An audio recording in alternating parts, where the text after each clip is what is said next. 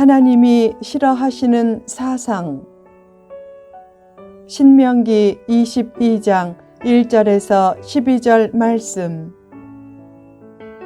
하나님이 싫어하시는 사상. 본문은 다양한 계명을 통해 하나님이 싫어하시는 사상이 무엇인지를 잘 말해준다. 하나님은 어떤 사상을 싫어하시는가? 1. 방관주의. 길을 잃은 동족의 소나 양을 외면하지 말고 반드시 그것들을 끌어다가 주인에게 돌려주라고 했다. 개인의 소유권을 존중해주고 형제의 어려움을 방관하지 말라는 계명이다. 주인이 먼 곳에 살거나 주인을 찾지 못하면 그 가축을 집에 끌고 가서 주인이 찾기까지 보관했다가 주인이 찾으면 돌려주라고 했다. 그때 길 잃은 가축을 말없이 끌고 가 슬쩍 자기 것으로 삼으려 한다는 오해가 없도록 공공장소에서 남의 가축을 보유한 사실을 몇 번 큰 소리로 밝혔다. 그 후 주인이 나타나면 그 가축을 돌려주었고 계속 주인이 나타나지 않으면 자기가 가질 수도 있었지만 대개 가난한 자에게 주었다. 소나 양뿐만 아니라 나귀나 의복이나 어떤 것이든지 남이 잃어버린 물건을 습득하면 외면하지 말고 똑같이 조치했다. 또한 형제의 나귀나 소가 길에 넘어진 것을 봐도 못 본 채 하지 말고 반드시 형제를 도와 그것들을 일으키라고 했다. 이웃의 어려움을 방관하지 말고 구체적인 이웃사랑을 실천해서 선민답게 행동하라는 뜻이다. 사도 요한은 하나님을 사랑한다면서 형제를 미워하면 거짓말이라고 했다. 하나님 사랑은 이웃 사랑으로 적극 실천되어야 한다. 살면서 도대체 내가 무슨 일을 하겠어? 나더러 어떻게 하란 말이야? 라는 질문이 가급적 없게 하라. 방관주의는 일종의 패배주의다.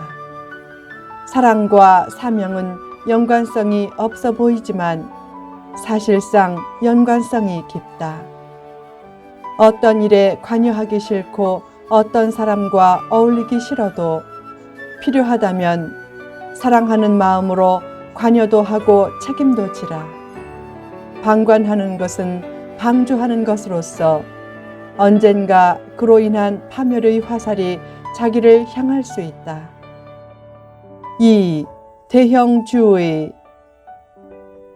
어미새와 새끼새를 같이 취할 때는 어미새는 반드시 놓아주고 새끼새를 취해야 복을 누리고 장수한다고 했다. 이 계명을 지킬 때 약속된 복이 부모를 공경하라는 10계명의 5번째 계명을 지킬 때 약속된 복과 같은 것을 볼 때 이 계명은 간접적으로 효를 가르치기도 하지만 작은 것도 소홀히 하지 말고 세심하고 사려 깊게 자연과 사물과 사건과 사람을 살피라는 메시지도 담겨 있다. 작은 죄까지 살펴 회개하고 작은 부분까지 세심하게 살피라. 작은 것을 소홀히 하거나 작은 죄를 우습게 여기면 나중에 큰 일을 당한다. 제거해야 할 것은 힘써 제거하라. 과거의 상처, 시기, 질투, 미움도 잘 제거하라. 그것을 위한 결단력과 지속적인 관심이 없으면 나중에 큰 시련이 닥쳐올 수 있다. 작은 것에도 관심을 가지신 하나님의 마음을 읽고 좋은 것이든 나쁜 것이든 작은 것을 소홀히 하지 말라. 복 받는 비결이 거창한 행위에만 있지 않다. 작은 일에 충성할 때 큰 일이 맡겨진다. 왜 하나님은 다윗에게 이스라엘을 맡기셨는가? 아버지의 양을 지키는 작은 일에서 합격했기 때문이다. 작고 연약한 것을 잘 살펴야 큰 축복도 따른다. 너무 크려고만 하지 말라. 크게도 되려고 하고 반대로 작게도 되려고 하라. 큰 것만 존중하지 말고 작은 것도 존중하라. 아침마다 소리 없이 기도하는 작은 손길이 표시나 소리는 작아도 사탄의 진을 파괴하고 큰 역사를 일으키는 씨앗이 된다.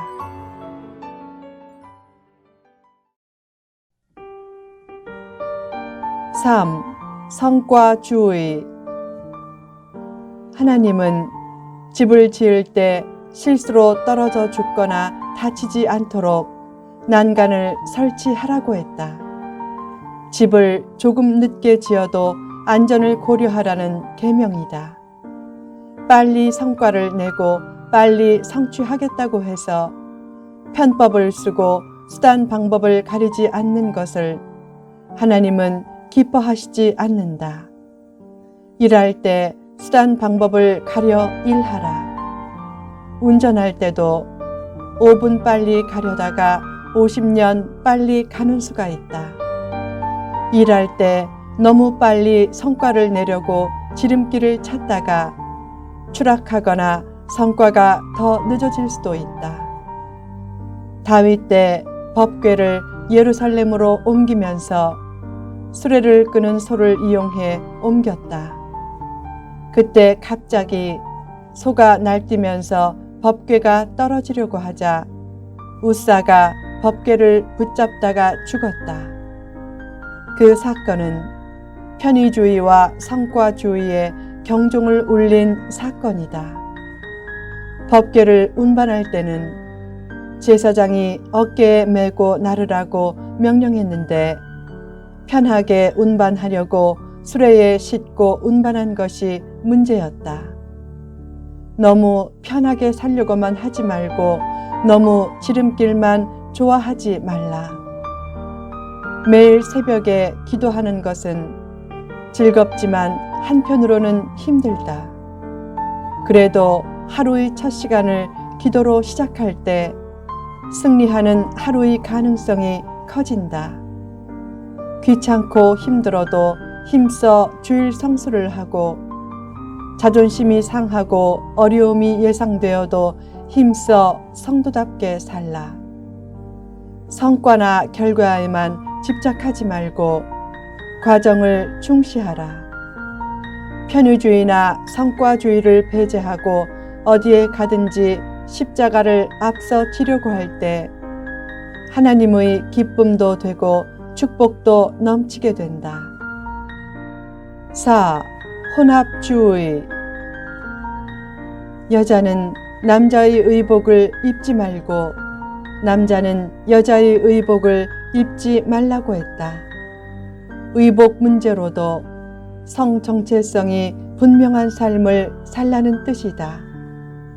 정체성이 분명한 삶은 성공적인 삶의 핵심 요소다.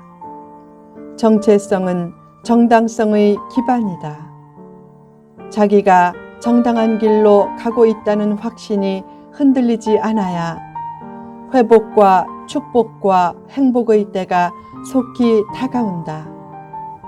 하나님은 포도원에 두 종자를 섞어 뿌리지 말고 소와 나귀를 결의하여 갈지 말고 양털과 배실로 섞어 짠 것을 입지 말라고 했다. 이 말씀은 혼합주의를 경고한 말씀이다. 사탄은 혼합주의로 진리의 길과 복된 길을 어지럽힐 때가 많다. 늘 하나님의 말씀을 순전하게 받들라. 자기 뜻을 하나님의 뜻에 혼합시키지 말고 자신의 일과 시간과 마음과 뜻과 생각도 온전히 하나님께 드려지게 하라.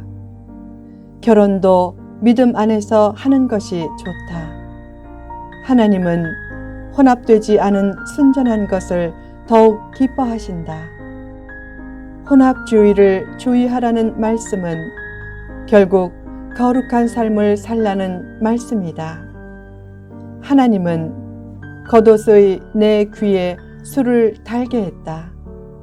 화려한 모양을 위해서가 아니라 하나님 앞에서 거룩한 존재로 살라는 뜻이다. 겉옷에 다는 술 때문에 이방인은 그런 옷차림을 한 사람을 즉시 유대인으로 알았고, 유대인도 자신이 선민임을 나타내면서 행동 거지를 조심하도록 스스로를 의식화했다. 후일의 바리새인은 술의 참된 의미를 망각하고 자신이 율법을 잘 지키는 사실을 과시하려고 옷에 술을 크게 만들어 달고 다녀서 예수님의 책망을 받았다. 옷차림이나 외모를 깔끔히 하는 것도 중요하다. 형식보다 내용이 중요하지만 그래도 형식을 무조건 배타하는 이원론은 하나님이 기뻐하시지 않는 인본주의의 산물이다. 하나님은 하나님의 뜻과 창조 질서대로 순전하게 살기를 원하신다. 주 기도문에서 아버지의 뜻이 하늘에서와 같이 땅에서도 이루어지게 하소서라고 기도하듯이 하나님의 뜻대로 기도하며 조금 손해되는 것 같아도 하나님의 뜻을 따라 살려고 할 때 하나님은 크신 축복으로 함께 하신다. 하나님이 싫어하시는 4가지 사상인 방관주의, 대형주의, 성과주의, 혼합주의와 같은 인본주의적인 사상을 멀리하고 늘 하나님의 뜻대로 하나님이 기뻐하시는 삶을 살라.